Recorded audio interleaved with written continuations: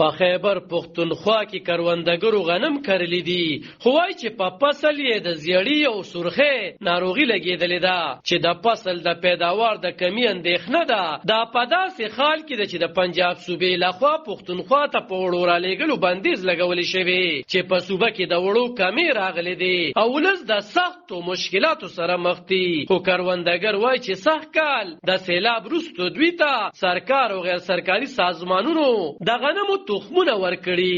د څه په فصل چې اوس زیړې او سرخي ناروغي لګېدلې ده.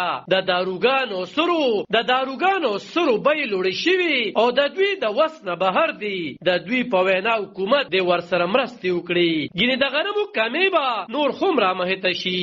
تخم خو عام تخم لکه سرکاري چې کم کړلی، خو دا اوس مطلب دی سپریم پې وکړه، اوس دا زیړې پکې لګېدلې دي ډېر زیاته، او دې لپاره دوی په کار د هغه هم دومره ګرانه زیاته نه شم ویلی که نه په 1200 په 1300 باندې یو بوتل ورکوي. او بل اوس د خاورو ضرورت دی، لکه مخکې موږ لاړو خاوره هم راوړو، سرسب خاوره هغه هم داسې بېکاره شان وه، غټه دانېداره خاوره وه، هم پوره کار نه کوي. بل چې نو ډېره زیاته ګرانه ده، زموږ د وس نه بار خبره ده، پیداوار به زموږ څه زیات شي. ځکه چې یو شی ګران یو زمیندار یې چولی نه شي، پیداوار به څنګه راشي؟ دې چې موږ له مطلب دا خاوره ته راکړي نور داسې. خو ډاکټر علي خان د زراعتو د توسعې محکمې ډایرکټر وایي چې دوی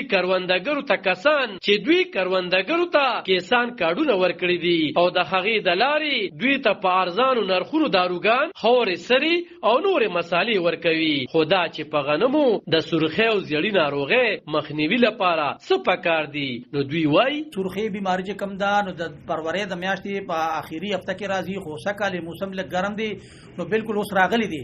سرخۍ بیماری راغلی دی چې په ملکند کې ریپورت شوی ده، دغه تصویران موږ شیر کړي دي. زنګ سره په ناګومان سرکل کې دغه شوی دی، دا سرخۍ راغلی دی او په دې نوې تخمونو راغلی دی. نو تاسو مهرباني وکړئ د سرخۍ د مخنیوي لپاره چې کم دی نو په خپل غنمو باندې د فنجیسایډ سپری وکړئ. دغه فنجیسایډ چې کم دی د ټیلټ په نوم چې کم دی نو هغه ملاویږي په دکانونو کې. بیا نیټ یو دوايي ده چې هغه چې کم دی د ټیلټ لپاره ښه کار کوي. او ټرایا ډیمیپان چې کم دی نو په روز کال مونږ فری ور کړی و 8000 روپۍ کم زمیندارو ته فری ور کړیو. نو مهرباني وکړئ ځان له دوايي والے د جنوري په لسمه نیټه د هغه وخت د خوراک صوبایي وزیر طب خان ویلي وو چې دا مخال صوبې ته د 40 لکو ټنو غنم ضرورت دی، په کوم چې یوازې 14 لکه ټنه غنم د صوبې پیداوار دی. خو کروندګر وایي کو خور سرو کې دوی سره حکومتي مرستې ونه شوي نو پیداوار به نور هم راټیټ شي. علب خان شیرپو، دلبر نیوز 400 په خیبر